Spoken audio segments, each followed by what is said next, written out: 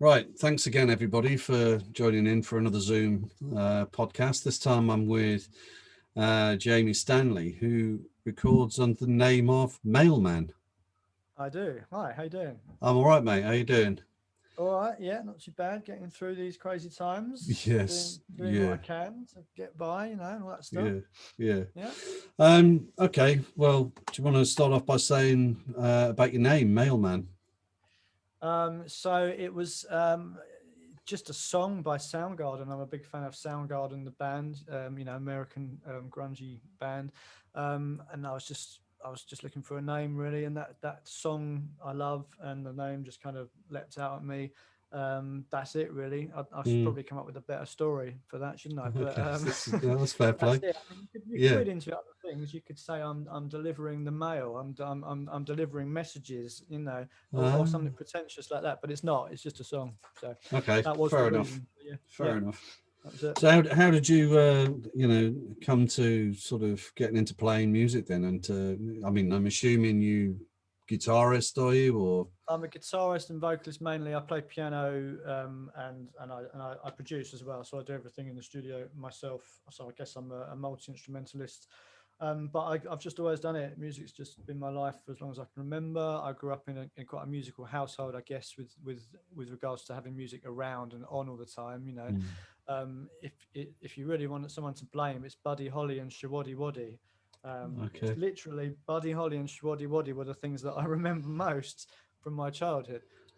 Which is funny because there's not much Shawaddy Waddy or Buddy Holly in my music. You'll be pleased to know about Shawaddy Waddy anyway. Buddy Holly's amazing, absolutely, and I've probably just upset a load of Shawaddy Waddy fans. They're all good bands and musicians, but yeah, no, Buddy Holly was on a lot when I was a kid, and my mum was quite into the Rolling Stones, and so I grew up in quite a musical environment, I suppose. But I'd realised when I was very young that I could just kind of make tunes up on the piano that was in the house, and it all just right, came very naturally from a young age. So I was kind of destined to just kind of explore that, I suppose. mm, Got a keyboard when I was 7 and started teaching myself to do that. Had a few piano lessons when I was 11 for a few years, but I couldn't really deal with the kind of classical only, and I was never really good at sight reading, so it was all just by ear. Um, so I kind of knocked that on the head, but I did a bit of GCSE music and stuff, and but then I didn't do any more training until I did my production degree when I was an adult, like 25 or whatever. right, And in the meantime, I guess I just sort of started playing with other things. I picked up guitars and started, so I taught myself guitar, I suppose, when I was about 18, 19. Um, and production, but I was always kind of obsessed with production and how records sound and all that stuff. So I really wanted to kind of learn that. So I kind of taught myself that in theory, and kind of developed a bit of a natural ear mm, for that. mm, Um, and then yeah, like I said, when I was 25, I decided I needed to kind of knuckle down and try and do this properly a bit more. So I did a degree in music production at Rose Bruford College, and yeah, and that gave me access to studios and equipment and stuff, which meant I could really kind of apply what I'd kind of been learning, because I'd been working in a studio and hanging out with a mate of mine, Mark Barlow, in a studio in Battersea in London. And he taught me a lot of stuff. He kind of mentored okay, me, I suppose, when I was a bit younger. So I already had a bit of experience of that. But mm, yeah, my degree was when I sort of really got into the nuts and bolts of production, I suppose, and applying that to my songwriting. But I'm a songwriter first and foremost, I would say, and everything else came later, I guess. right, right. So what's your songwriting process then? How's it arrive for you? It varies, but normally I suppose I'd say more often than not I come up with an idea on a guitar and just kind of start working around chords or whatever, or melodies. But it has been known for me to kind of literally write a song in my head from scratch. Actually, it sounds awfully pretentious, but I did kind of write quite a lot of one of my songs on my second album in a dream, and I actually woke up with the whole kind of thing going on, Mm, and then just sort of developed it from there. But yeah, I mean, music always comes first. I always write the music, and then the lyrics always come last. So whether it's guitar or piano, I'll usually start on that kind of thing. Um, but then once I get in the studio, and always tends to evolve. I've kind of got a bit of a, I suppose, a bit of a reputation for kitchen sink productions. I get a bit carried away and just kind of throw everything at it, and then quite often end up stripping it down a bit and you know, getting stuff out of the Yeah. way. But I like to do that. I always kind of seem to have to go through that sort of process, I guess, to kind of figure out what's right and what isn't. So Mm. inevitably things end up quite involved and quite big. So I get into orchestration and you know, big guitars. But most of what I've done up to now has been more about a big band sound. You know, because I'm you know, I'm quite into my rock stuff. So Right. yeah, So yeah. have you sort of always been solo, or have you, you know, been member of a band, or? As a writer, yes. I mean, I've been in a few bands. I've got some guys that I play with. Obviously, we've seen each other to play together for ages now because of lockdown and stuff. But in the studio, I'm pretty much a solo, you know, entity anyway. I do it all myself in the studio just because I like, it's just the way I like to work. Back in the day, I had a couple of bands when I was a lot younger, and had a couple of things recorded with them in the studio. Um, I guess I'm a bit of a control freak as an artist. I suppose that's probably what it is, if I'm honest. So I kind of like to have that control because I know, and I know how I want it to sound. I know how it's going to go. But then, Mm. having said that, whenever I get in a room with the guys and play, all the songs always kind of develop live. You know, for the band kind of Right. performances, it always kind of they always change a bit because you know everybody's got their own way of playing and their own take on things, and sometimes you know that happens and it just evolves naturally and becomes Mm. even better or anything I could have thought of live because of having all the input from other people. Yeah. But yeah, in the studio, it's just because I've always had a vision of what I want it to sound like. I suppose I've just always just got on with it myself, and then tried to find ways of making it work live. So I do a lot of solo acoustic kind of gigging. Um, but I mean, I've only done probably a handful of gigs with the band. We did one big album launch for my second album, Yang Yin, in 2018, which was really, really cool. But that's the only fully amped up gig we've done. We've done probably 5 or 6 acoustic ones, which always work well. All the stuff kind of works acoustically. So, Mm. but yeah, I'd love to get back on stage with them doing fully amped up band stuff. Yeah. No Yeah. plans at the moment, but I'm sure that'll come at some point. Brilliant. You mentioned about the an album. Was it Yan Yin? Yang Yin, Yang yeah, that was the Yin. So second. what sort of music's out there? What have you got out there? So I've done 3 albums and a couple of EPs. So the first album was 2014. No News is Good News. That was kind of quite a few years worth of me just slowly getting through, you know, figuring out how I wanted those songs to sound and all the rest Mm. of it. It was quite a lot of old songs that I just sort of got around to doing, plus a few new ones, which I'm really, really pleased with. There's a lot on that album I like.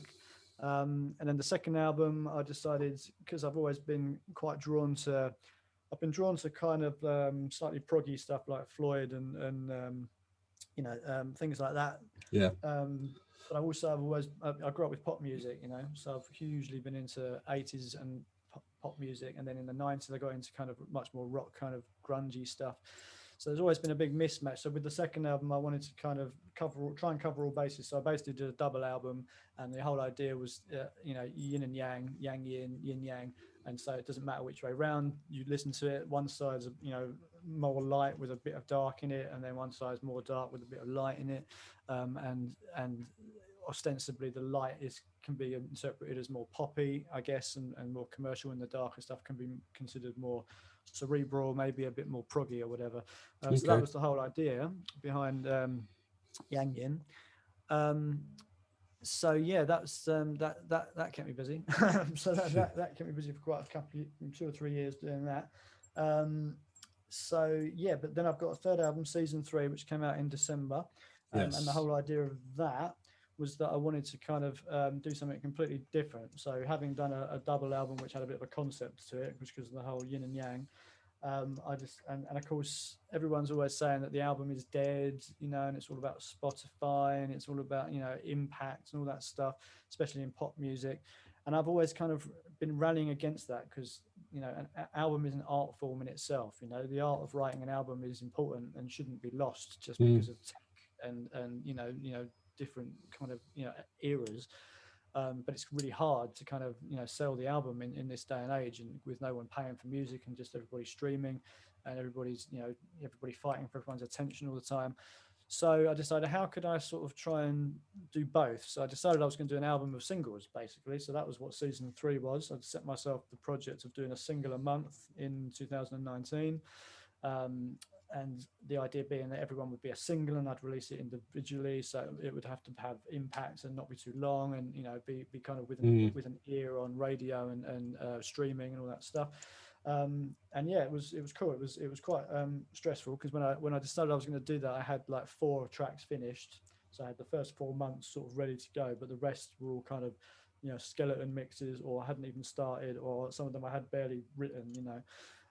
So 2019, it became a race against the clock every month to get the next one finished, and so I was running out of time to work on it sometimes. So some of them, I'm happy with all of them, but there's a couple I wish I'd had a little bit more time to kind of tweak, but yeah, I'm very pleased with it. It was quite a challenge to do, and I had to kind of write some stuff, and also I had from the beginning, I had the idea of revisiting some old songs that I had never really got around to recording properly, or did a version of many years ago or whatever.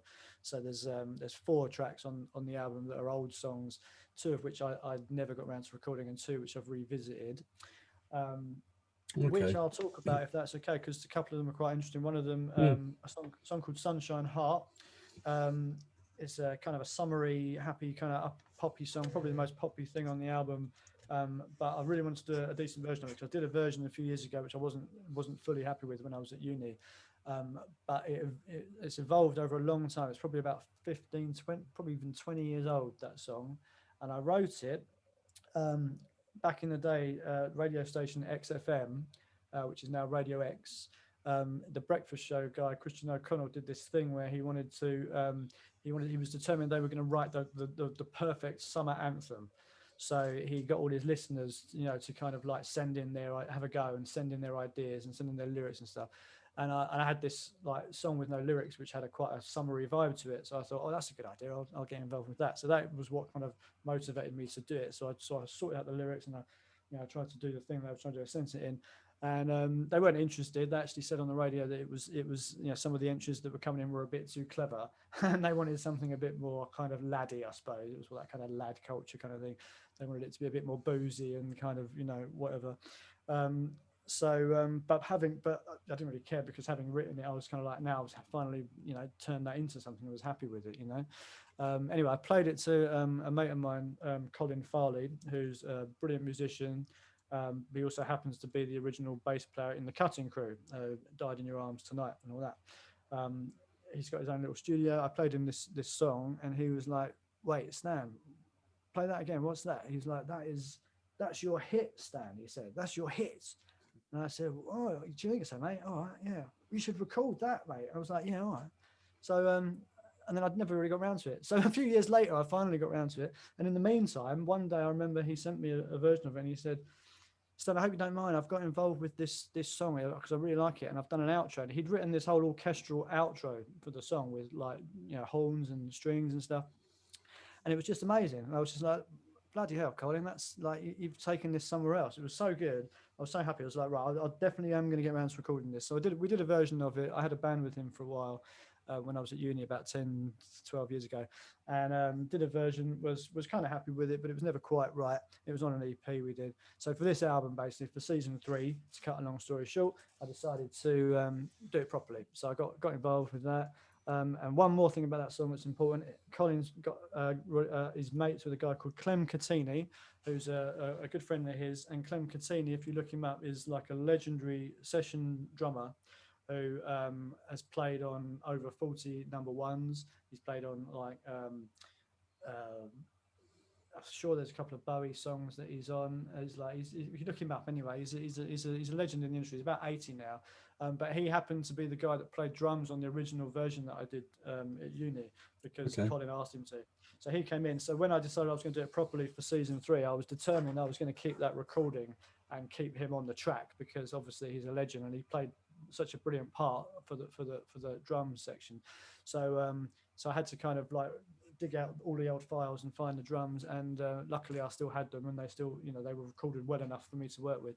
And yeah, so the new version, the final version of Sunshine Heart, basically is just built around Clem's drums, Colin's bass, and his orchestration basically, and I'd redid everything else for the album. Superb, absolutely superb. What I normally do is ask if you've got anything on sort of YouTube, because I'll tag a couple of videos onto this video. Have you got anything up there? Yeah, I do. I'll send you some links after this. But yeah, I've got a YouTube channel.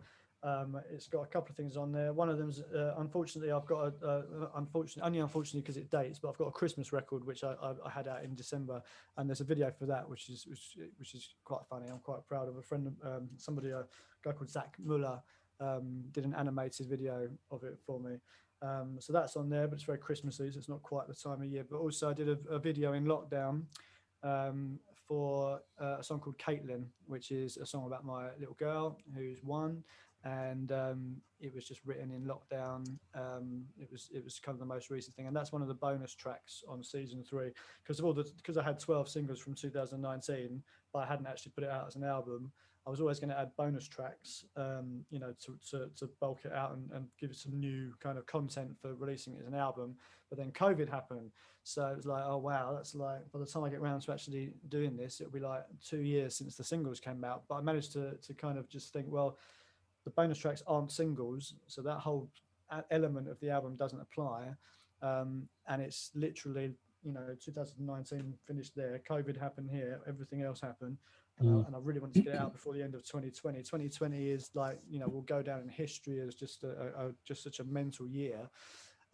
So I managed to kind of write some new stuff that kind of tied in with the singles lyrically and thematically or whatever, but was very much coming from a place of, it was crazy then, now look at it all, So in the meantime, it was like things were already pretty mad before, now look at it, so it all ties in and it's all relevant. And there's 3 new songs on there and 3 kind of remixes, new versions of 3 of the singles, with more of a kind of 2020 spin on them, I guess. Okay, so sorry, mate. One of the new songs was Kate, that's what I was going to say. Oh, okay, right. Yeah. So where can people get hold of this music then? So I'm on Spotify, Mailman. If people look at Mailman on Spotify, on YouTube, it's Mailman Music. Annoyingly, the video for Caitlin isn't on that channel because I released it through a distributor, so it went on a Vivo channel. And in order to get those 2 channels linked, you have to have thousands of subscribers or something, and otherwise they just won't do it. So I've got one video over here by itself, and I've got everything else over here. But that's YouTube for you. But obviously I'm on Facebook, Mailman Music, and Twitter, Mailman Stan, and the website is mailmanstan.co.uk. That's all. Superb. That's all the hyperlinks. Yeah, superb. Right, I asked this question. It's the final question, and I ask every artist: is there anybody you'd like to thank for you being here musically now? Oh wow, that's a good question. Yeah, I mean, there's loads really, but how long have you got? Mark Barler, he's my old mentor from the studio days in Battersea. He taught me a lot of stuff about mixing, stuff that, I like to think I'm quite a natural at most of what I do, but there's certain things that you kind of need someone to tell you or really hear it and listen to it and go, and he was one of those kind of guys. So definitely him. I had a couple of really cool lecturers at uni. Adrian Sledmere, he was very supportive there. And he actually, when I was at uni, a guy called Dave Eringer, who's a producer who produced all the Manic Street Preachers albums, was actually visiting and doing a guest lecture. And Adrian actually made a point of asking Dave Eringer, who's quite a big shot producer, to come and listen to something I was working on and have a listen and check it out and give me a bit of advice, which he did. Dave Eringer's a legend. I've met him a few times. He's been very, very supportive. Yeah, you put me on the spot. I can't really probably think of anyone else. Colin, obviously, Colin Farley, my old mate Colin. He's been a bit of an inspiration to me over the years. Just everyone that's kind of comes to gigs and supports, and everyone I've played with over the years. I hope I haven't pissed too many of them off. And yeah, that's it, I suppose. Yeah, brilliant. And obviously all the great bands and artists, of course, that I love to bits. Without them, with the inspiration. And if we're talking about inspiration for music, then you've got to give props to all the haters and everyone out there who also drives me and inspires me to give them a piece of my mind and try and tell them what's what from my point of view as well, because that's all part of it, isn't it? So yeah. Fair play. Jamie, look, thank you so much for giving me the time, and Pleasure. good luck with everything. Is it called seasons 3? Season 3. It's just season Season with the, 3. with the capital E's of 3. Don't get me started on the battles I've had with iTunes and Spotify trying to get them to put a capital letters with a 3 as an E, because they wanted it all in lowercase, and I had to. Anyway, nightmare. All right, well, look, good luck with everything, mate, and thanks, man. yeah, keep in touch. Will do, mate. Appreciate it. Thank All you. right, cheers Take now, care, mate. Yeah, bye.